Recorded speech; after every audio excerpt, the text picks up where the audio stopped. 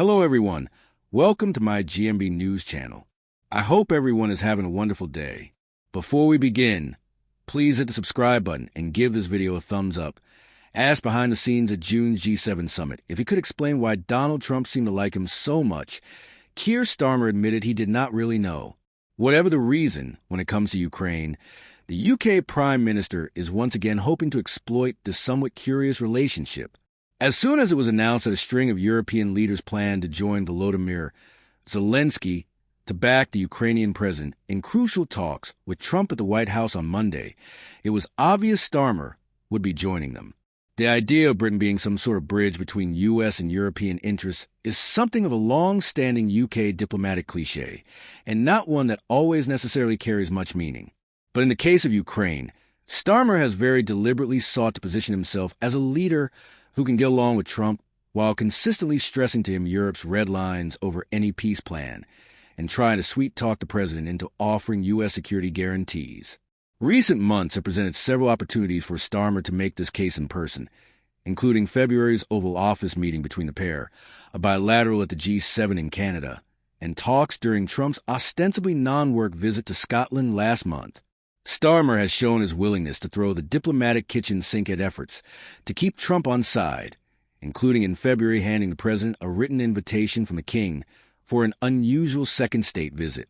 Similarly, the No. 10 statement announcing Starmer would join the Zelensky meeting had more praise for Trump's efforts to end Russia's illegal war in Ukraine, even if many UK diplomats would most likely privately view Trump's summit with Vladimir Putin in Alaska as at best inconclusive, at worst a Russian trap.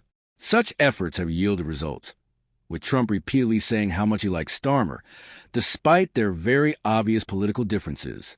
As with anything Trump-related, even the best work plans can be appended by events, most spectacularly the way that Starmer's ultra-careful Oval Office appearance was followed a day later by Zelensky being humiliated by Trump and J.D. Vance.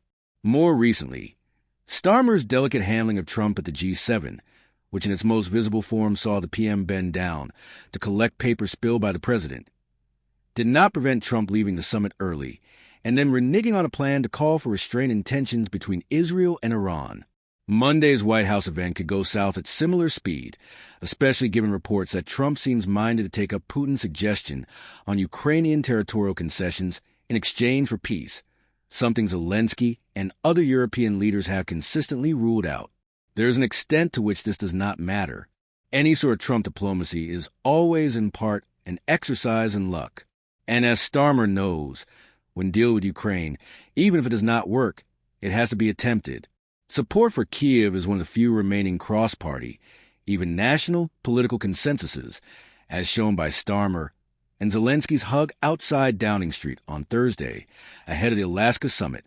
While Trump is publicly fussed over by No. 10, Zelensky seems genuinely cherished, as shown by diplomatic symbols such as the Ukrainian leader's post-White House debacle meeting with King Charles at the much more intimate surrounding of the royals' Sandringham estate in Norfolk, while Trump will be hosted in September in the formality of Windsor Castle. Starmer's disinclination to publicly criticize Trump, a leader disliked by many British voters, can seem anomalous, even jarring. But No. 10 can point to results, notably the UK's relatively light treatment under the new regime of U.S. tariffs. Pulling Trump out of Putin's orbit when it comes to peace in Ukraine could be a bigger ask. But yet again, Starmer will try. So, what do you guys think about this update? Let me know in the comments below. And if you like my videos, please press like and subscribe for more. I'll see you guys next time.